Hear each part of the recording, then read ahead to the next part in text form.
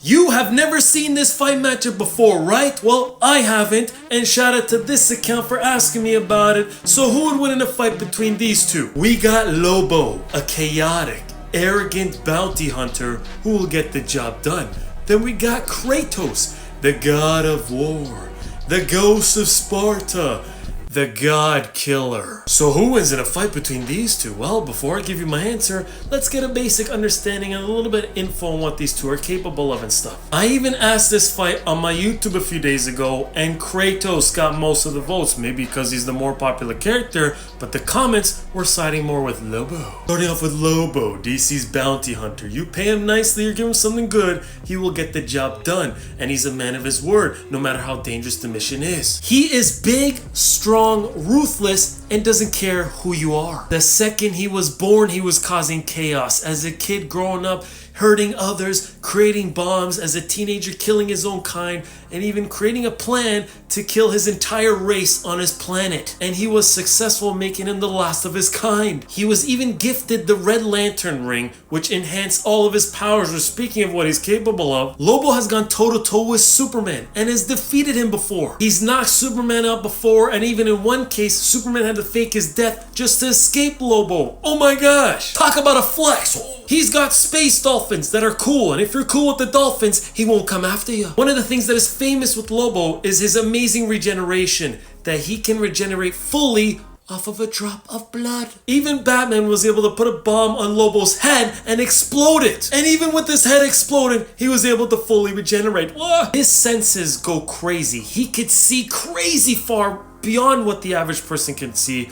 He could hear way more than what the average person can see. His nose, his smell, he could smell stuff from solar systems away. Lobo is immortal. He will not die to age. He is immune to any kind of toxins or poisons. He does not need food or water to survive. He literally can't die. The only way that I could think of being able to kill Lobo is one of his own kind, his species, another Zarnarian. Except we know how that went and he killed them all. That's not all. He could clone himself just from his own blood. Meaning if you explode Lobo, all the drops of blood on the ground can fully regenerate into other Lobos that are capable of the same power and strength as the main Lobo. Meaning there could be 100 Lobos, 1,000, 100,000, 1,000,000.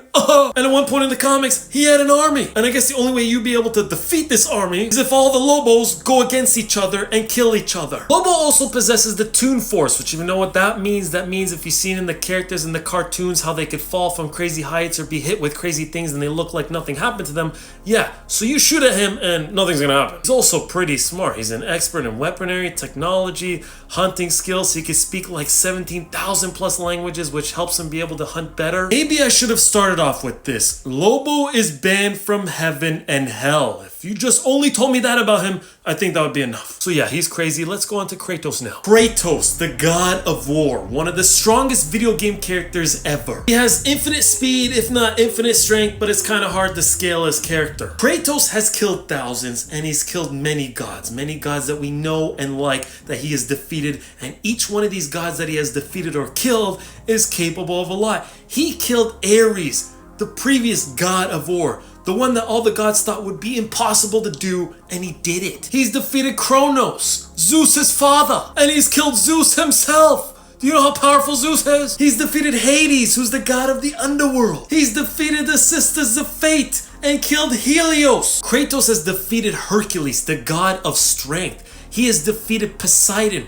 Now, Poseidon was able to be another character, which I forgot his name, one that was able to hold the multiverse on his back. And when Poseidon died, the world flooded. He has killed Balder, the god of light, who Balder was able to knock out the world serpent in a few punches. Do you know how big that creature is? Kratos was able to lift the temple, the bridge of the 9 realms. He was able to push this bridge, I forgot if there's a specific name, that is like millions of tons. Kratos is also a master of weaponry. His chaos blades can burn in places that fire should not exist. His Leviathan axe was able to match and go up against Thor's Mjolnir. You give Kratos Pandora's box and you might as well run, because he used that to defeat Ares. Kratos has been killed before, more than once, and been sent to the underworld, but has also escaped the underworld more than once. So what does this mean when we got two characters that are similar in terms of you can't kill him and he will come back? So who do I think wins this fight? Well, there's a couple ways to look at this. If this is a 1v1 fight, not to the death, Kratos wins. He is clearly way stronger and more powerful. But if this fight is to the death, knowing that Lobo's endurance is crazy and that he can clone himself and that he has the Toon Force and everything, eventually can possibly kill Kratos. The only thing to that is that Kratos would shortly come back. If it's a fight to the death, I'm going with Lobo. If it's not, I'm going with Kratos. And Kratos is clearly the more powerful and overall stronger character. So who do you think wins in a fight? The God of War or the badass bounty hunter? And we could understand why Stan Lee's favorite DC character was him.